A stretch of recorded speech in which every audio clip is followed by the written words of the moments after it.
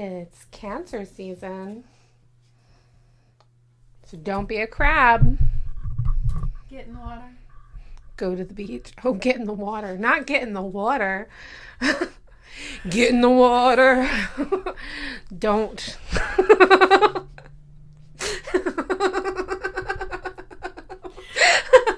Just kidding. I don't know how we do this every time. Oh, gosh. Welcome, Jade Army, to the podcast for Cancer season.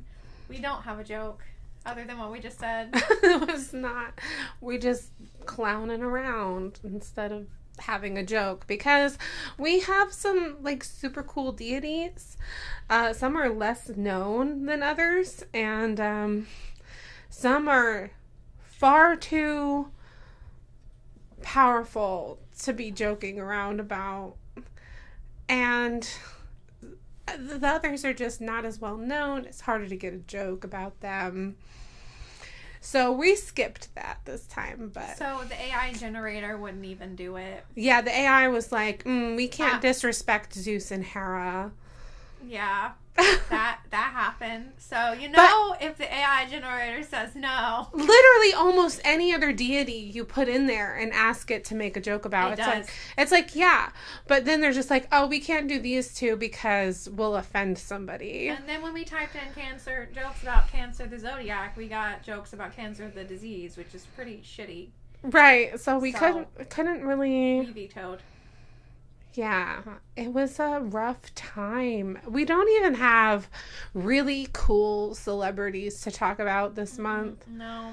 The only ones we could find that were, like, famous people were, like, poets. And... Isn't Post Malone was one cool one. Ariana Grande can't sit with us. Lana Del Rey can't sit with us. Well, I meant, like, previous... not another spiritual guru looked at artists now, and I looked at like all cancers ever, and it was like Frida Kahlo and Proust, the poet. Oh yeah, Proust. But we didn't know how we would cover those guys. Yeah, they're pretty interesting though. You can, if you want to look at them, just look at them. They're pretty cool. Cancer. But also, we just really didn't want people. to dive into famous people either. Yeah, it's kind of, it's hard because you have to, like, decipher who is even worth giving the time of day to give extra platform to. Yeah. Because they're kind of on the shit list. So, we actually are going to start with a little astrology going on. It's not a little, it's actually... really interesting trend that's happening immediately into Cancer season. Yes. So I want to preface this with every time anything happens, any season, you have movement in the stars with Mars and Venus, and it's just part of it, and the sun, okay? But the big thing happening on the 23rd is retrograde, and it is... Saturn 23rd, retrograde. 29th. So the Mercury won't be in the Gatorade, but Saturn will be. And we sat here and we talked about Saturn being the planet of like some serious stuff. Yeah. And so we were looking at that in our personal charts, which we're not really going to go over for you guys, but we will tell you what it means that Saturn is going to be in retrograde. Saturn generally rules things like destruction, deconstruction, and like, what was that? Pessimism of all things. Karma. It's like a death planet. It is. So that in retrograde is the opposite effect. Exactly. So just like with Mercury is a planet of good communication. When it goes retrograde, it creates bad communication. So it's like you're going to get the opposite every time we have a retrograde for a planet. It's going to be the opposite of what it normally is. And they happen annually, okay? Like the retrogrades happen about the same time every year, right? Yeah. So Saturn retrograde, it goes retrograde from anywhere from June to July to November every year. And we were talking about this a little bit ago, before we got into it brings recording. the karma. It brings the karma. Yeah. So if you've been good the first half of the year, Have you been a good girl and boy? have you been good girls and boys? Jadeite Army. If you haven't been making karma, you're gonna get good karma. And if you've been creating bad karma, you're gonna get bad karma. So this is the shift in the year where bad shit will happen to you if you're a shitty person. Yeah, so be careful out there. Yeah. So think about around what November is when it goes direct. So November, December, all the way up into June or July. Like if you've been a good person since Christmas to summer, you're good. But if you were shitty from Christmas to summer, it's coming back. It's coming back around. So just, if you did some things that were shifty, it's unfortunately that time of season for you to pay up. Because karma is my boyfriend. Which karma is associated with, we had cited technical difficulties. Karma is associated with some certain deities. Certain deities. The most famous one is literally Kronos, Saturn. If you want to petition that one, you can. However, there's also other ones as well. There's Hecate and Loki, and they are karmic deities straddling life and death. There are other ones. Yeah, and it's interesting because for Loki, wasn't it hard to pinpoint his Saturn connection? Because with him specifically in the Poetic Eddas, there's a lot of name shifting that happens sometimes, and people get confused. I will cite the link I have below if you can click it. Still having issues fixing that on YouTube. If you can't click it, just type it in, just copy and paste it. Yeah, copy and paste it. So, yeah, but Hecate was really easy, simple to find information. I read so many books that I don't remember every single one. So I had to find a link for you guys, and it was interesting. But you can petition deities to help you with karmic things. Just know that it's give and take. You should build a relationship with them first. You need to build a relationship. Build a relationship. 10 out of 10. Recommend. Yeah, don't just go petitioning deities that you don't know. Or you don't, you hear their name one time and it's like, hey, can you do me this favor? That's like walking up to a stranger in the store saying, can you give me $100? No, you want to build that relationship, the give and take, and you want to make space for them. Yeah. So. And it takes time. It's not just like you can just petition them. Even if you petition anybody down to the Fae, you need to give offerings. You want to make time for them, for one. You want to make space for them, for two. And you want to make givings for them, just in general. You can give them any, I would research what they're interested in specifically and give them something associated with what they like. And sometimes it's difficult when it comes to physical offerings. I've had people tell me, well, I can't leave food out, or it's difficult for me to have space. And I'm like, you can do a devotional thing for that entity. Right.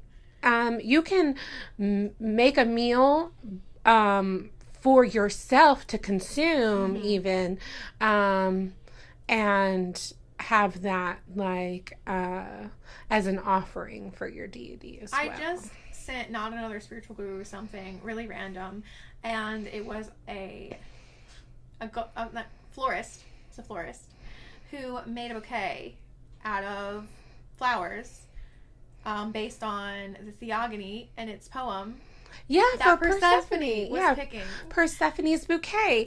And I was wondering which ones were the narcissus flowers. He didn't add those. Because that was the last flower. They're daffodils, as far as I know, and he did not have any daffodils. And I was surprised by that because I feel like that was the main... That was the main one. It should be the main It should have been the center of the bouquet because that's what sucked her into the underworld, sort of, metaphorically. It opened up when she yanked on the narcissus flower. But I had to mention that because it's something that you can do based on reading the poems of the Greek pantheon, Norse, whatever, and seeing what they're related to, right? Literally, I'm going to say something weird. I always say stuff weird. We say weird stuff. Say the weird thing. You can wear fishnets in offering to Loki because he made fishnets in the Norse Poetic Edda. He was the origin of the fishnet. Fishnet clothing? No, he made the fishnet. He made the fishnet at the end. Okay. Of the thing right before Ragnarok. Because he wanted to see if they could trap him when he turned into a salmon. Yeah, I know. We talk about weird things. Yeah, he would do that. Okay. He would do that, and then he burnt it, and then they found it, and then they figured out how to make it. But I'm just saying, based on... Fishnet. Cool. Yeah, based on the poems, you could find something in their relation, and do the thing, wear the thing, say the thing. Like some people like Hermes and Aphrodite and Freya love poems or smutty, erotic things. You decide which one. Yeah. You know. Yeah, they love whatever they are interested in. You can turn into an offering, and it's not as complicated as people make it. Or a ritual, like they're going to do a ritual or an offering. They enjoy both rituals and offerings in their name. So yeah. So if you are wanting to petition somebody to help you build a relationship with them to help you with this karmic situation, you can do that because it is an interesting time for people now. Yeah. So I would just keep an eye out because if anybody's been sending you that evil eye, it's the season. 'Tis the season to send it back. Send it back. Send it back. That's what it is. I saw a famous creator on TikTok talking about how everybody's doing uncrossing, unbindings, cord cuttings, and she runs a store called Moonlight and Sage. This is not sponsored. She's really popular on TikTok, and she was talking about how everybody's been doing these cord cuttings, unbindings, uncrossings, and what the fuck is going on in society nowadays. It's the pre-shadow period. That's what's going on. It's the pre-shadow for Saturn. People are done. They're over it. So yeah, buckle up. Or, if you don't really need to buckle up if you've been a good person. Still buckle up because the show's about to begin. You get some popcorn ready. Yeah. There you go. All right, so now we're going to jump into these deities this Cancer season. Dun dun dun. Dun, dun, dun. Dun dun dun. So, we have some pretty cool deities to talk about. And, kind of like wrapping them a little bit more together. We're going to start with Hera and Zeus. Hera is associated with Cancer. Crabs, Cancer. The sign, not the illness. Gonna preface though. Yeah. All of this is Greek pantheon. There is a lot of things that have happened in the stories. Maybe not safe for work. Maybe a little traumatic. And for the most part, we're not going to go into anything unverified. Yeah, we're not going to go into anything unverified, but I'm just saying some things may come up that may be a little sad to talk about or hear. Yeah, so, trigger warning, infidelity. Trigger warning, lots of infidelity. So, jealousy, infidelity, and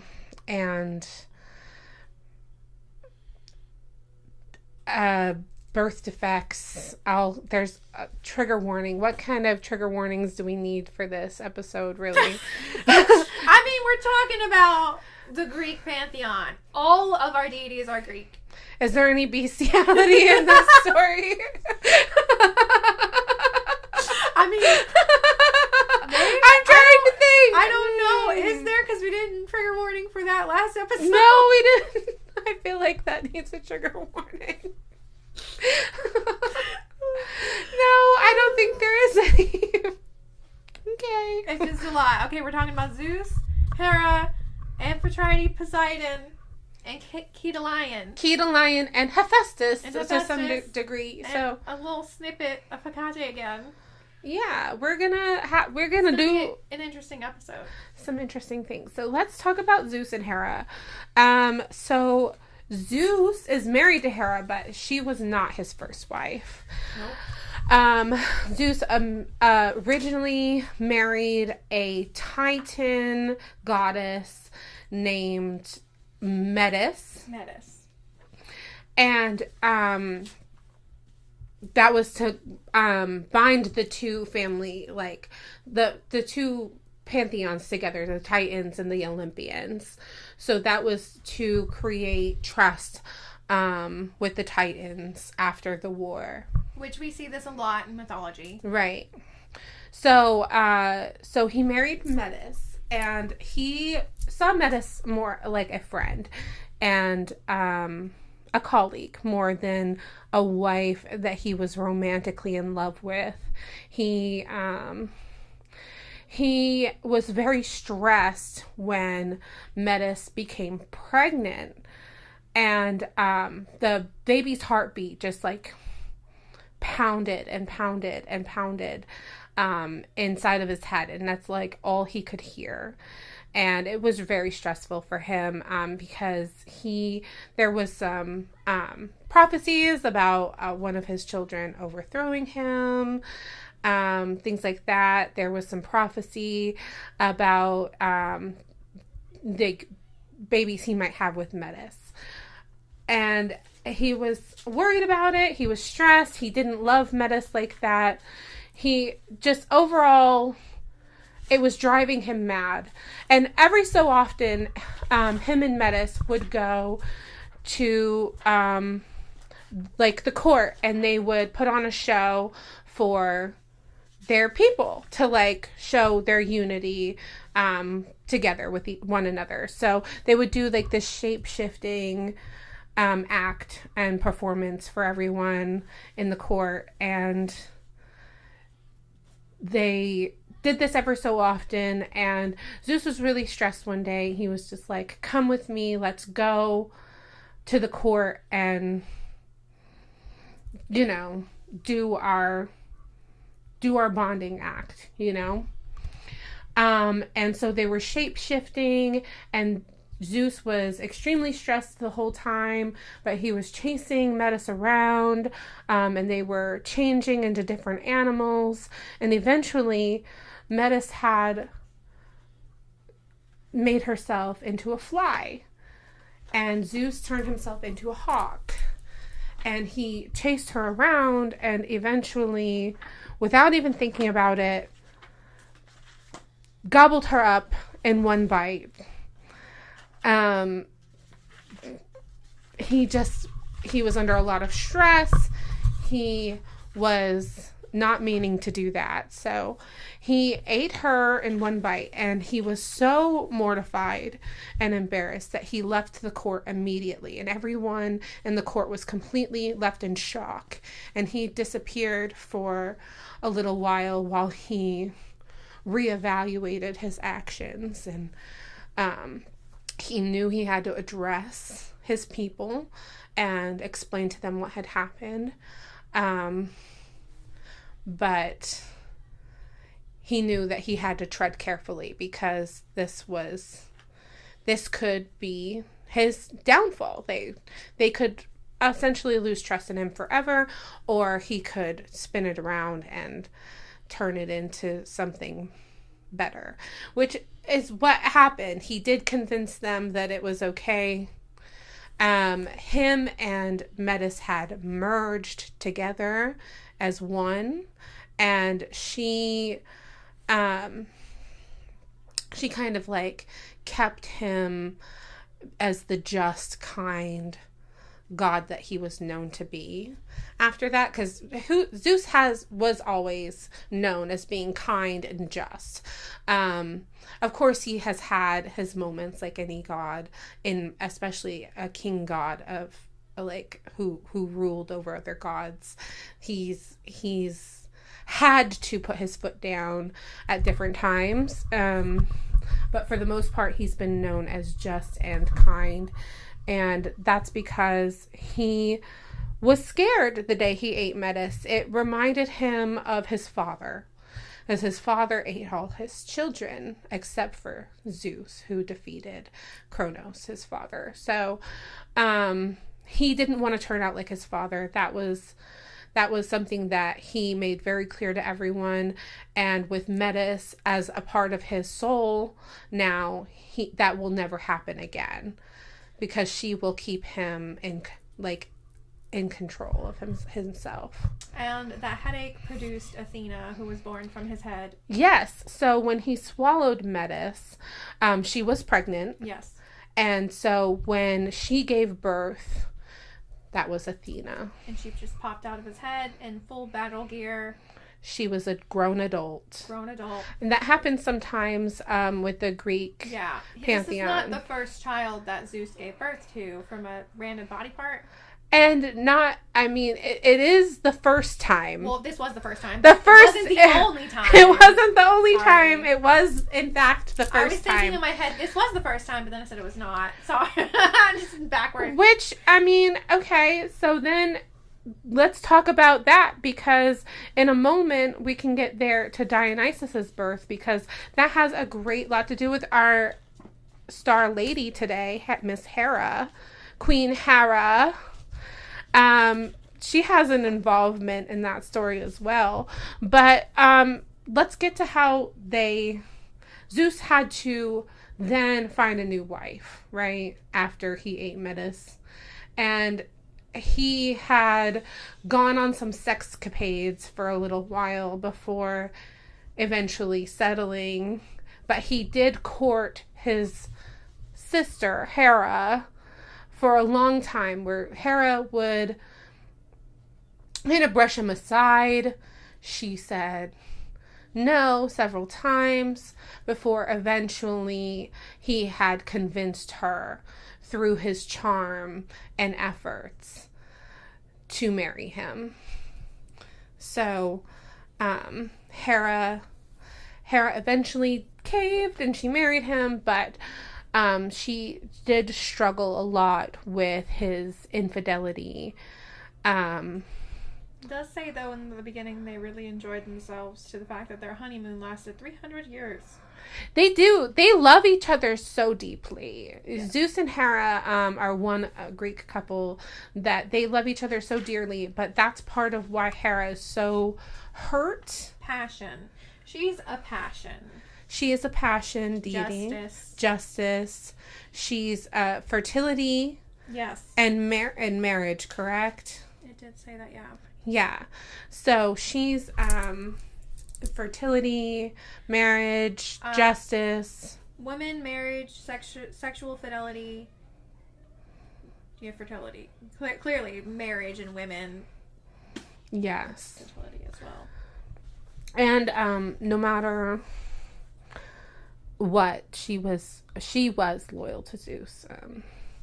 So that's something that happened in spite of his infidelity, where other female goddesses aren't so much when it comes to that, but she remained loyal. But she would come after some of the mothers and bastard, because we're being archaic, the bastard children of Zeus, the children out of wedlock.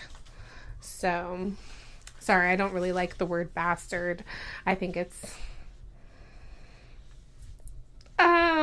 dehumanizing, but it was a term used a lot in ancient times to now even, so to represent children out of wedlock. So Zeus impregnated a woman named Semele, and he had a strong, ongoing affair with Semele. He may have, she certainly developed feelings for him. She was quite intensely fond of Zeus. And she was impregnated with Dionysus. Well, Hera found out about this pregnancy and affair and everything, and she was very put off by it. And she had gone to see Semele, and she taunted Semele. She said, "Oh, Zeus doesn't really love you unless he shows you his true form." And she had her completely convinced, to the point where Semele would nag and nag and nag Zeus. And Zeus grew tired of her nagging. He tried to warn her that she shouldn't see him in his natural form. But she didn't listen. And so he grew tired of it. And so eventually he said, "Fine, I'll show you. I'll show you myself in my true form."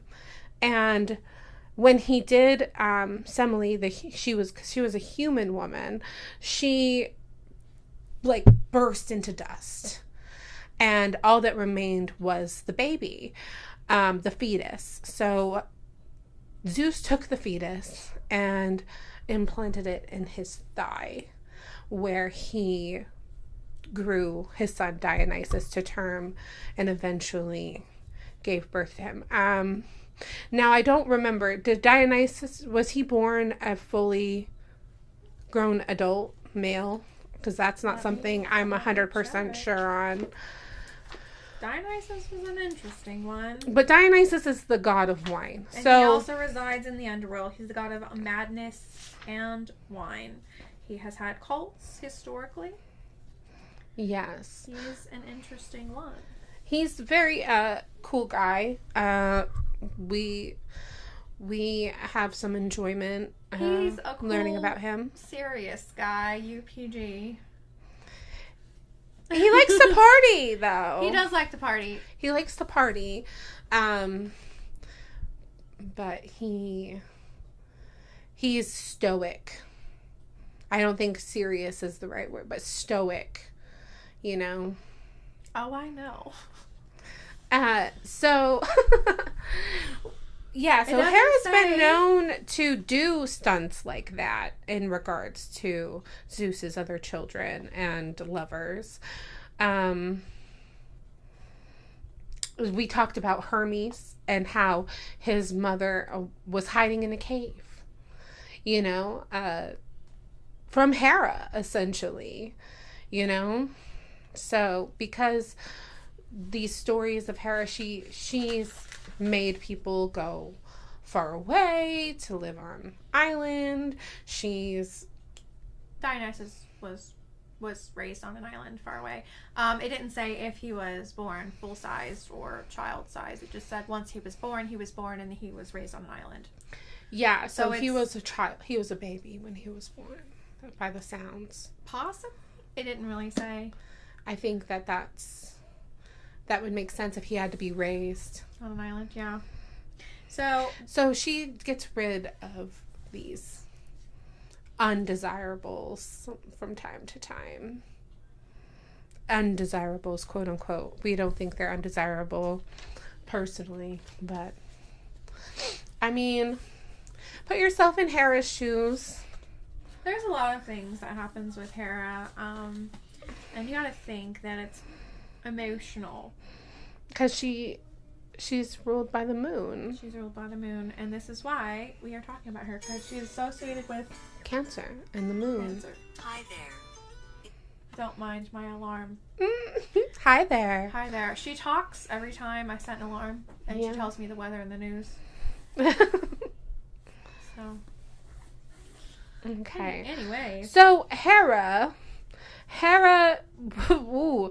So speaking of Athena and Dionysus, she was like, I just can't stand you sometimes, sir husband. You really just gave birth to 2 children all by yourself. I can't even with you. And before we can even have a child together, like, no, that's not cool. So Hera was so miffed by this that she said, I'm gonna give birth spontaneously. Yeah, I am. I'm gonna do it, y'all. And she gave birth to Hephaestus. But when she saw Hephaestus, she was horrified by his deformities. And she was so humiliated that she either, quote unquote, threw him into the sea or sent him away to be raised on an island. To be raised on the island Naxos. Either way, he ended up being raised on the island Naxos. So he didn't drown in the sea, obviously. Where he was raised by a deity. Named A crab deity. Kedalion. Who doesn't get a lot of information because historically he didn't have temples and wasn't really worshipped. It doesn't mean you can't worship him. And don't think that we're done with Hera yet. No, we're not done. Oh, we're not done. There's a lot more. There's more. We're going to circle back to her in a second, especially when we get more into Kedalion. Yes. So don't think that we've just tossed her out. No. Hera's important. She's important. So Kedalion lived on the island of Naxos, and he raised Hephaestus, and he is known as a primeval forge master, mastersmith, and a shaman. He is seen as a phallic spirit who bestows fertility, protection, and wards off the evil eye. The evil eye? The evil eye. Were we just talking about with our transit, with our we did. Saturn? So yeah, this may be somebody that you might want to actually petition to purify karmic debts. Yeah. Yeah, look, it all comes back, doesn't it? So he does have he has a Q, apparently. It's a Q. He has a few stories about him raising Hephaestus and things that he's done and mythos that is mostly what he's known for through, mythology. Yes. And it's part of a lesson.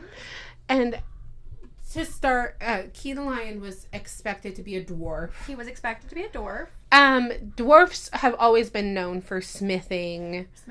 And all that good stuff. So, he probably... Hephaestus's deformities aren't, described at all, but he probably had a soft spot in his heart for Hephaestus and his deformities because he himself was a dwarf and seen as less than, because dwarfs historically were seen as literally less than. In the Greek pantheon. And in general, in history. Yeah, in history. It's very sad. They were treated as fools and jesters and entertainment, and mainly that's what they were used for.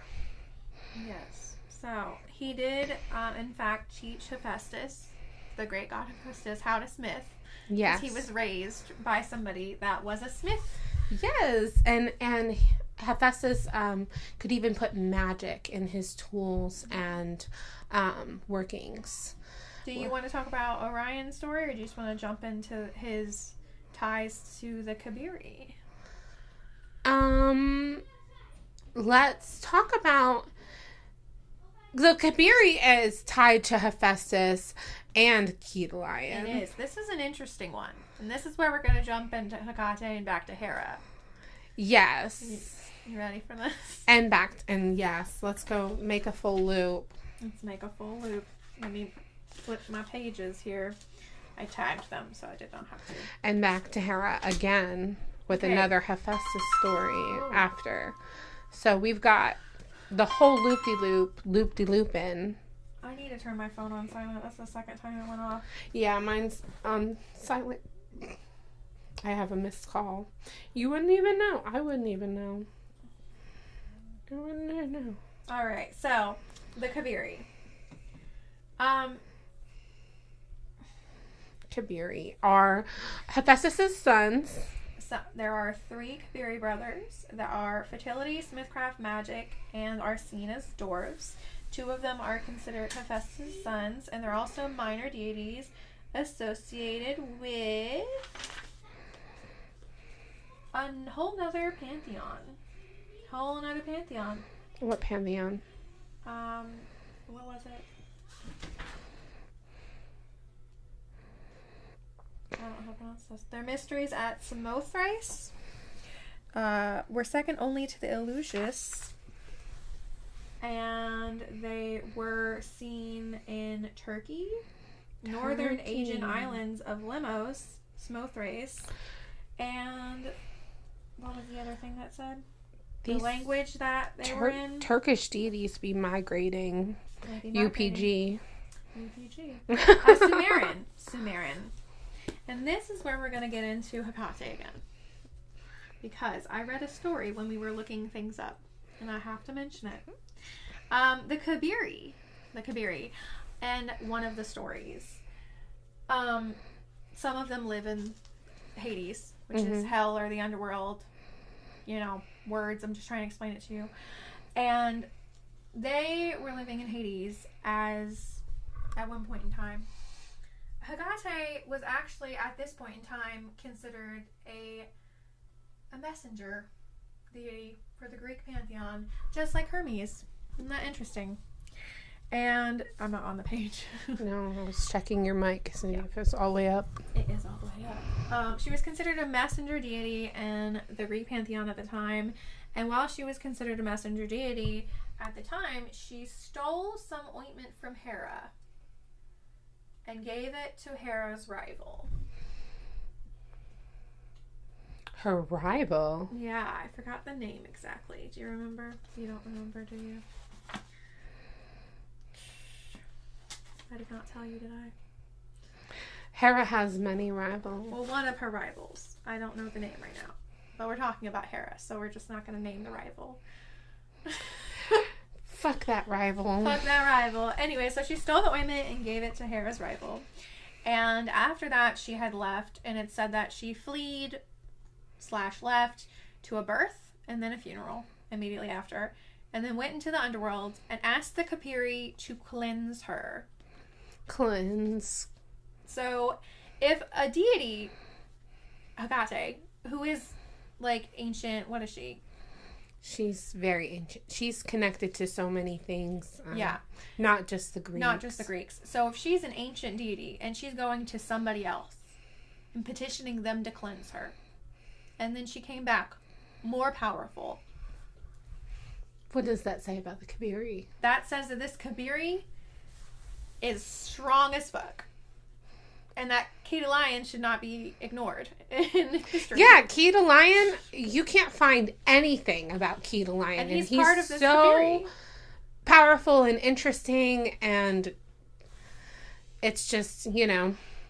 But I think that's part of the oppression of the dwarves, of people with disabilities in general, or deformity or disability. You don't really, I mean, we don't know about Hephaestus because he was married to Aphrodite. Yeah. But we don't really talk about him either. He was revered, but mostly only by blacksmiths. Yeah. Yeah, and the Kabiri was revered, but mostly by smithcraft as well, and shamans. And like we said, Evil Eye, you know, they are cleansers. Right. We are getting all this information from the Encyclopedia of Spirits, which will be linked. So, speaking of which, so craftsmanship. So, Hera's son, let's get back into talking a little bit about Hera real quick. Hera's son has Hephaestus. So, he was raised by Kedalion, and one day, Hephaestus decided he was going to come up with a plan to be brought back into Olympus and accepted among the Olympians. Because these deities had to work for their position. They did, especially if they were, like, discarded or, like, pushed out, like, to begin with. And also, this happened a lot with Zeus's extra children, more so than Hera's children, but Hera's one child, Hephaestus, that, you know, they shunned him. This does come true with him as well. So he had to prove himself to them and prove his power. So he created a golden throne for his mother and took it to Olympus and gave it to her as a gift. And he's just like, look at this golden throne. It's not what you think. He wasn't just trying to woo her with beautiful gift. That would never work. And then she might thank him and send him on his way. So what he did was he enchanted this throne. So that when she sat down on it, she was trapped.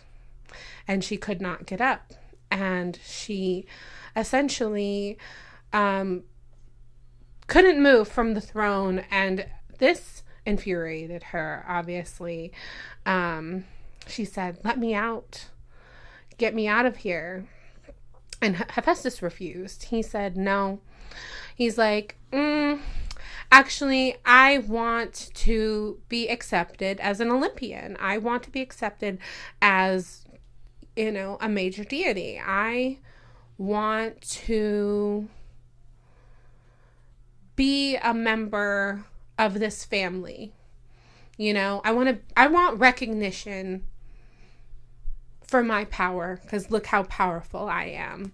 I have you, the queen, trapped, And so Hera and Zeus obliged. And this is when they had offered Aphrodite as his wife. So and he was able to join the Olympians and marry Aphrodite after this point in time, which Aphrodite was not happy about.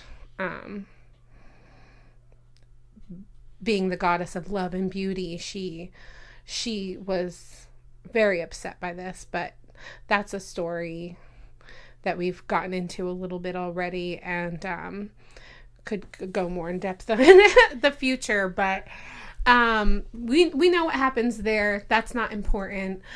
Hephaestus earned his way into the Olympians, and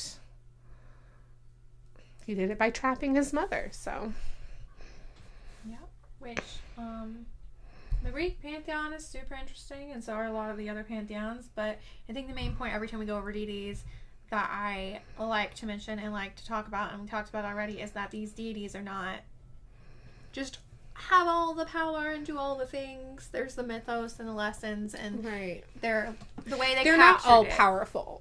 Even the Hecate. They're not all powerful, and they don't know everything, and they worked at it. That's really what sets them apart from monotheism. Yeah. Is that they have their own special places. So we are gonna jump into Amphitrite. We didn't talk about. Did we talk about Kedalion? I didn't mention the Orion thing. Orion? Didn't mention that, no. So Kedalion, being the little guy that he is, he was also known for directing Orion to go regain his sight back. So Orion, the constellation Orion, Orion's belt, that's based off of that Orion. He took, like Ratatouille. You think of Ratatouille, but Kedalion on Orion's shoulders controlling him. Okay. Just saying. Okay. And he took him to get his sight back. Yeah. And so that's what he has a lot of credit for that as well, which is really cool. So he has important roles. He does have important roles. He just wasn't historically worshipped. Just known by the things that he has done. And if you look him up, you're not going to find much to read about or see about. And which, I mean, is kind of something that happens when we talk about these entities, these deities, these big people, like the Gemini twins, right? There wasn't a lot. Like, they were known. Some people talked to them. Some people worshiped them. But it wasn't like they had a temple. Yeah, I think our biggest struggle was when we were trying to find information about Baal. Yeah. I mean, just finding information on some of these deities, and certainly unbiased, not opinionated. Well, the problem is that when information over time, wars were won, and that civilization's religion became more mainstream, and they try to take from the other civilization's religion and change it. You gotta think the language changes, so the mythos changes. There's a whole political thing, and it changes, like, we have to have a bad guy, good guy.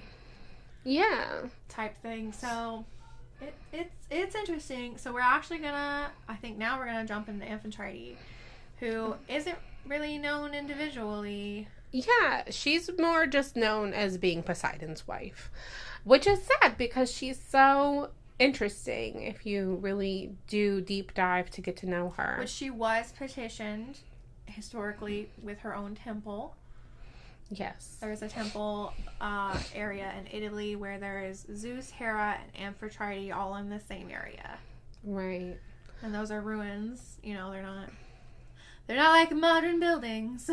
But right. Historically, she was petitioned individually. And unlike Hera, she was kind to Poseidon's other children. She was very kind to Poseidon's other children, exactly.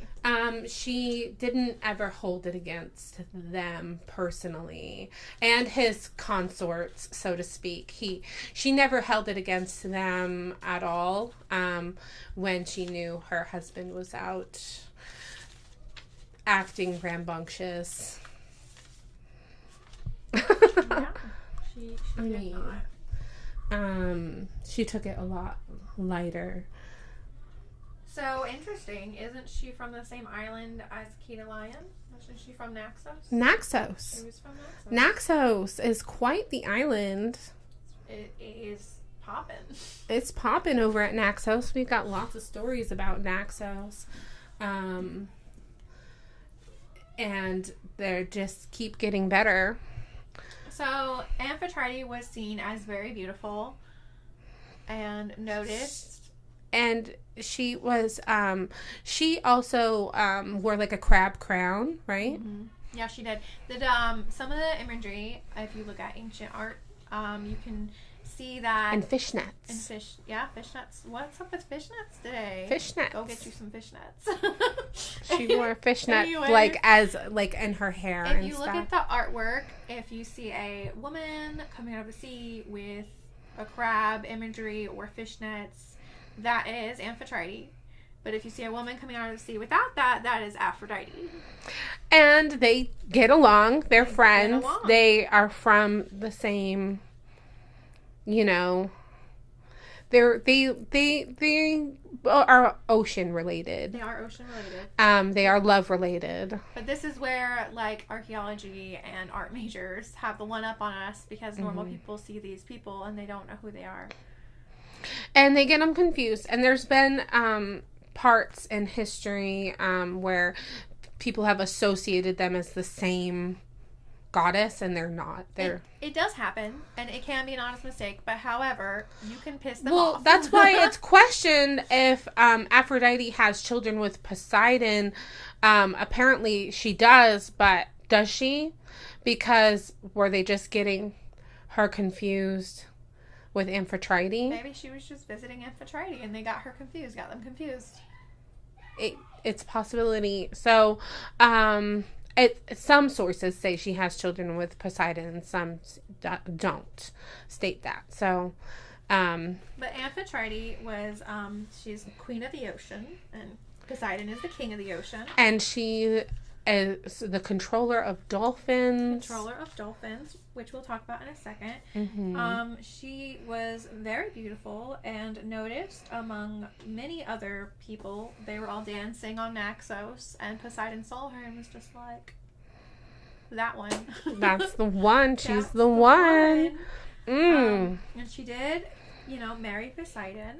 After a long courtship as well. Yes, like, he courted her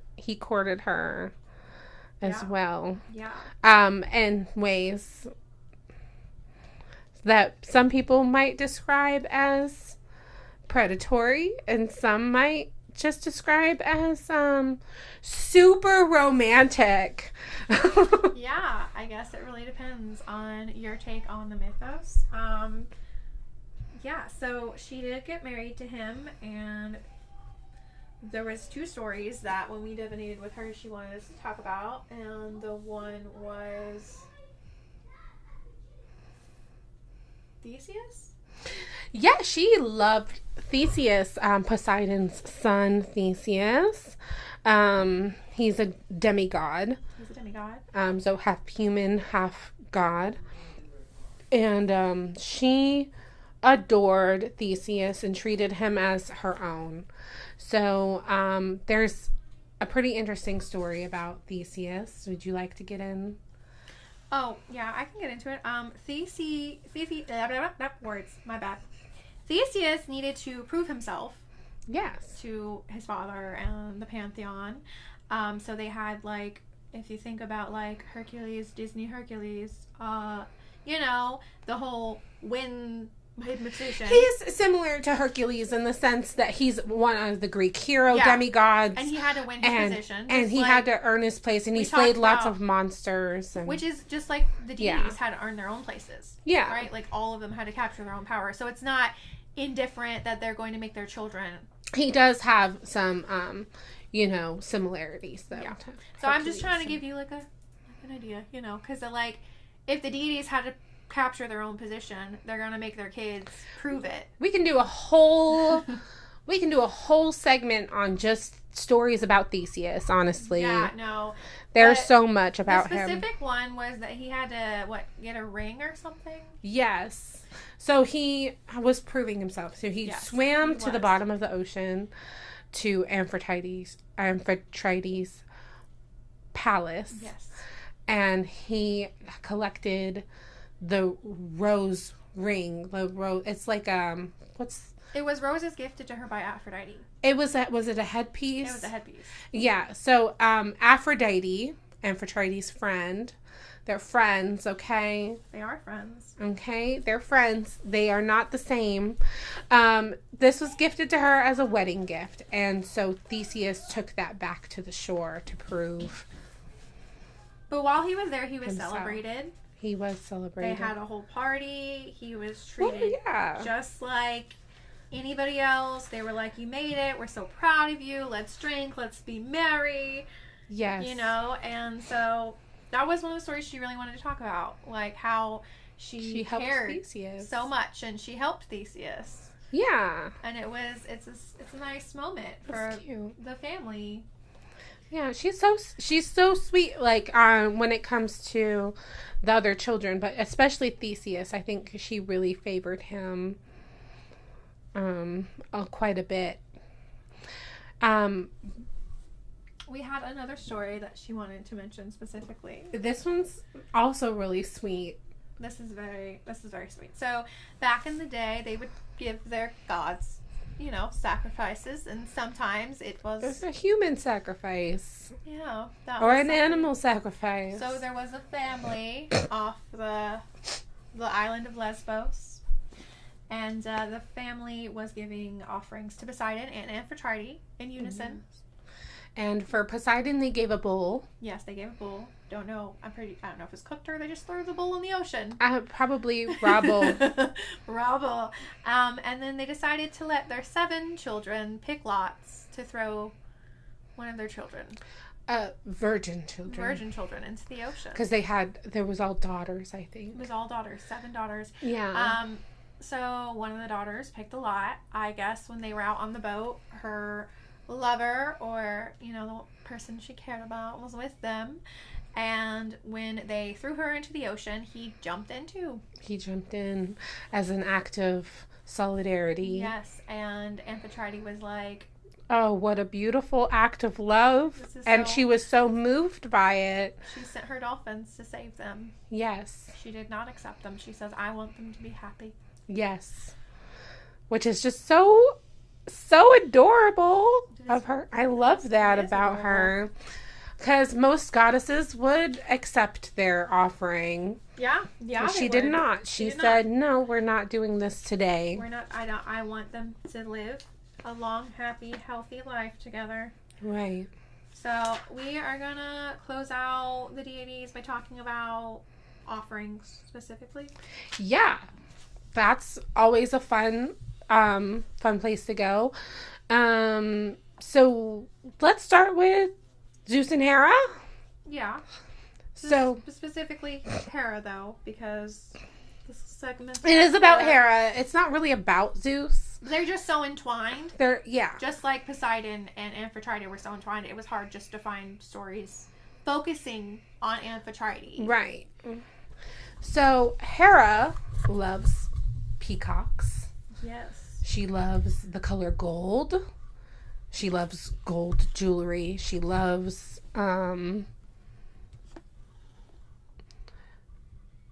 the birds that represent her are peacock, dove, cuckoo, and the carrion crow. That's interesting. But let's mention this as well. Also crabs. Hera and Aphrodite do not get along. So you cannot petition Aphrodite and Hera in the same room, in the same place. No. It's just not a good idea. So, Aphrodite doesn't like Hera for forcing her to marry Hephaestus. You don't want to petition people that are warring together at the same time. And you don't want them on the same shelf. For sure. So you need to make sure you're doing your homework. And, it's not wrong to work with both. It's not wrong to work with both. But just not simultaneously, not in the same area as one another. If you're going to work with Hera, you can do so. Just make sure that she's not warring with your other deities, because you won't want to do these. Hera is good with Zeus. Yes. Together. And her children. Yes. She's good with Zeus and her children. She's good with, I would say, certain other pantheons. If you work with other pantheons, she's going to be more likely to get along with them because they're just not even associated. Yeah. So she'd be fine next to someone in a different pantheon as well. It says people that she favors are women in general, people born under the zodiac sign of Cancer. I bet her and Lilith be having parties. They might be. Mm-hmm. I feel like if you're going to petition her specifically for things, it would be justice. Justice. Also, fertility. Historically, she was associated with fertility as well as marriage. She likes honey, flowers, incense, and perfumes. And pomegranates. Absolutely. She loves anything sweet. Lilies and poppies, and she also was a shapeshifter.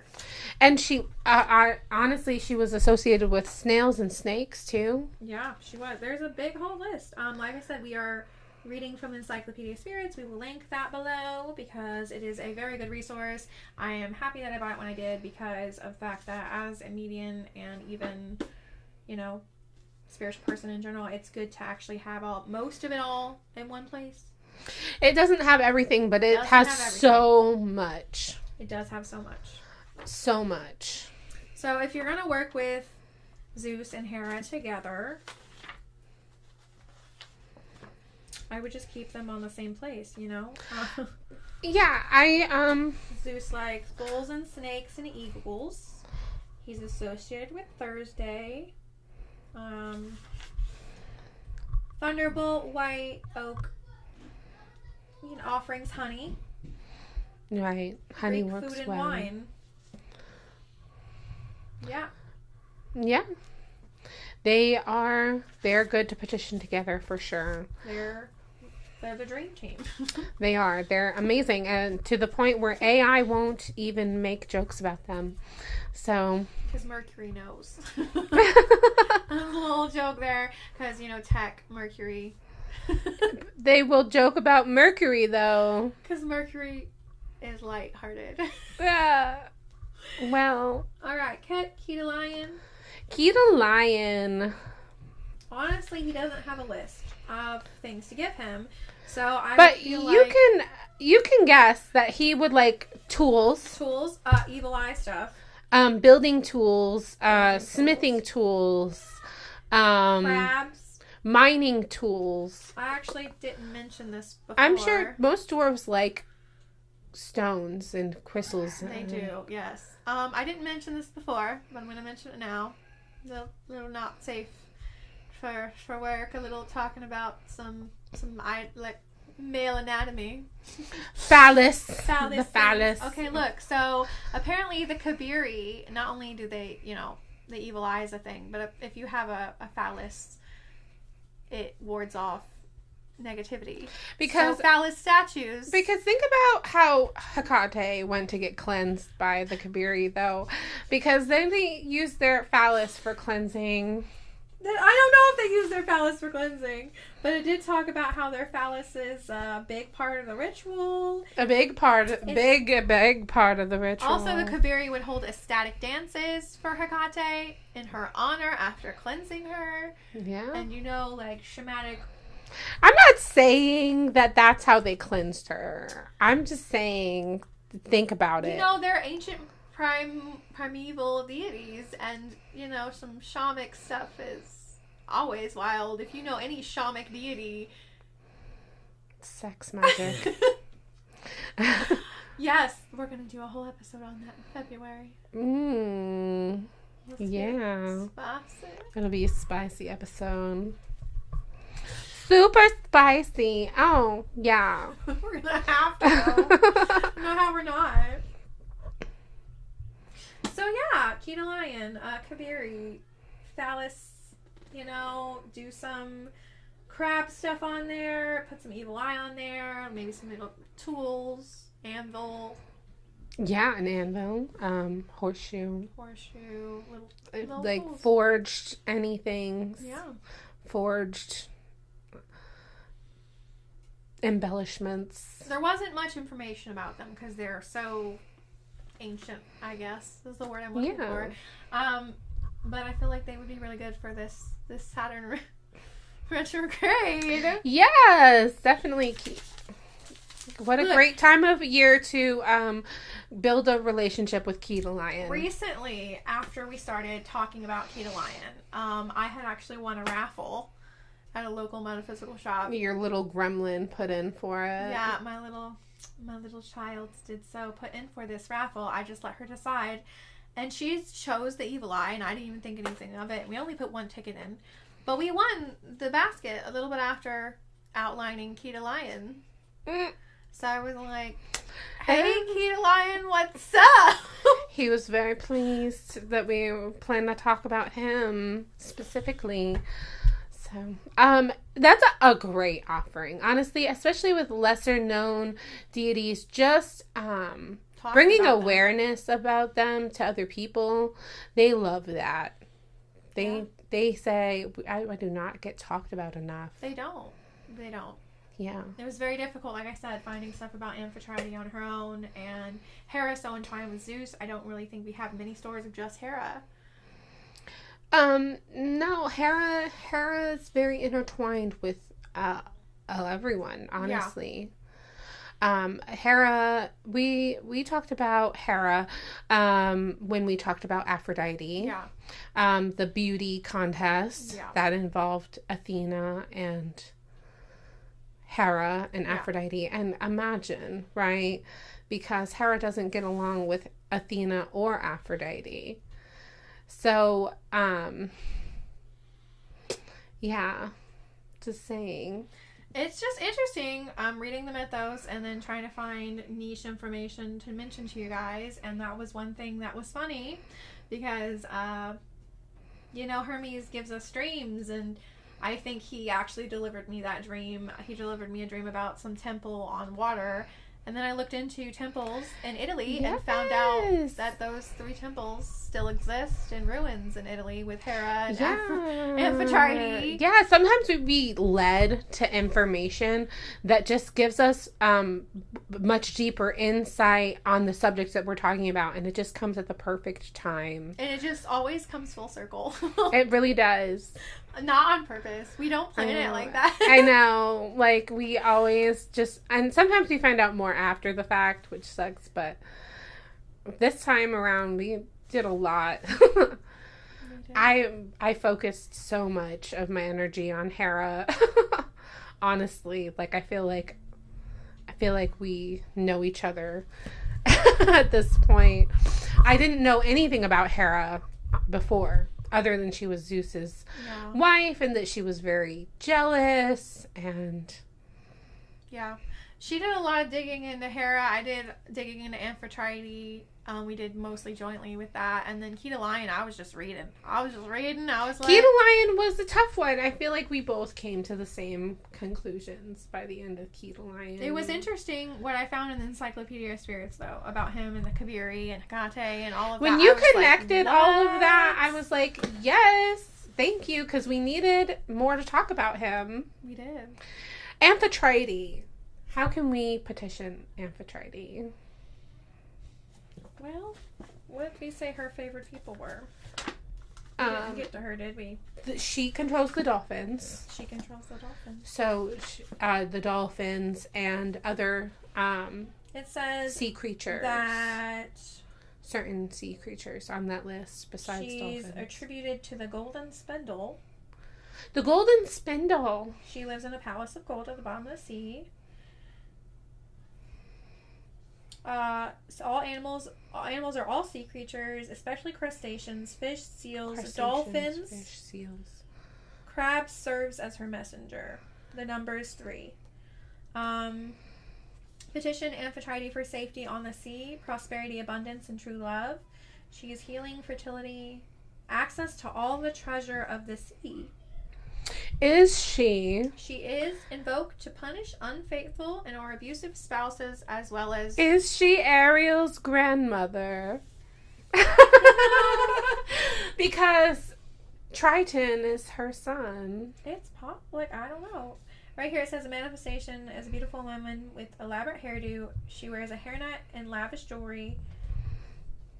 She sports horns in the form of a crab or claws, or wears a crab headdress. So be on the lookout at if you're looking for imagery of her, to make sure you're not putting Aphrodite on Amphitrite's altar. Aphrodite doesn't seem like she'd get angry. Aphrodite is more like naked, dressed in sheets when she's represented, and it's usually in that shell, and usually in an clam shell, not clam, not an oyster. Is it? It's I don't know. The shell. I forgot the name of it. Scallop shell. A scallop shell. She's in a scallop shell. But Amphitrite has, netting in her hair, and she's with a crab. Yeah, and where Aphrodite's usually just naked, or with some kind of windy toga like sheet. Yeah, that seems to be a thing. Like, honestly, it's not on her though, like not like clothing where it's just kind of like wrapped around her and covering her bits barely, Just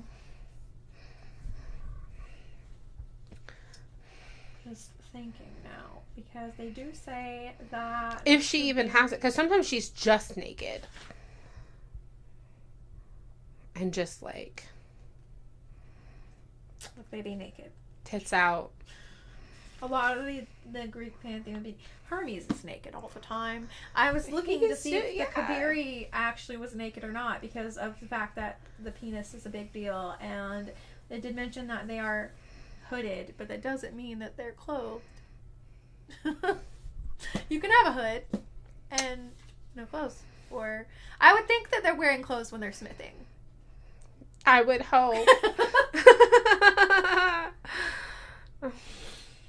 Oh, so yeah. Gives fire crotch a whole new meaning. Oh, man. So this Cancer season, if you're looking at petitioning anybody to help with karmic debts. Seawater, but don't keep it too long. Yeah, seawater. It gets gross. But she would probably like some seawater. Be safe this Cancer season. Make sure you're not littering the ocean or waterways. Don't do that anytime. Don't do it anytime. Don't do that ever. That's a great way to piss off the water spirits. That is a great way to piss them off. You don't want to do that. I would never want to piss off water spirits. You know, leave an offering if you go in nature. Enjoy the water. And don't be overwhelmed by emotions. Don't be overwhelmed by emotions. It's hard to do. In Cancer season. In Cancer season, it's a very emotional time. It is a very emotional time. Saturn retrograde. Saturn retrograde. It's going to be an interesting... You either are eating popcorn or your life is going to shit. Or you're the reason why people are eating popcorn. Well, I hope you're not. So right. Be safe, Jadeite Army. Yeah. Enjoy the weather. Keep your side of the street clean year round. Yeah, do that because it's a good idea. Just in general. I'm not sure what we are looking at for next season yet. We're going to have to figure that one out. Well, I mean, it's Leo. No, it's not. Is it? Is it Leo season next. Leo and then Virgo. So it will be an interesting time. Leo season. It's coming up. Dun dun dun. Dun dun dun. Are we gonna make a playlist because we didn't make one?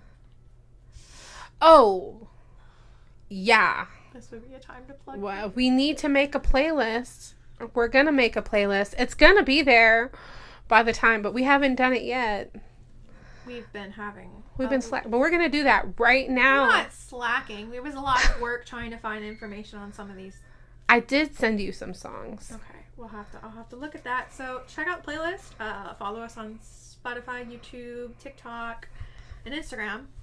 Yes, all of the places, please. All of the places. That would be great. We were trying to do a giveaway at some point when we get so many followers, but you got to follow us everywhere. Yeah, you got to follow us everywhere so that we can interact with you. We can't just interact with you on Spotify. No, there's not a way to interact with anybody on Spotify other than our polls. Yeah, and we can't interact through private message on YouTube, so that's why it's really important you follow our Instagram and TikTok. Yes, do that. So yeah, hope to see you Leo season. We will see you Leo season, and enjoy your Cancer season. Yes. Thank you so much. Thank you so much. Have a good one, Jadeite Army. Bye. Or bar.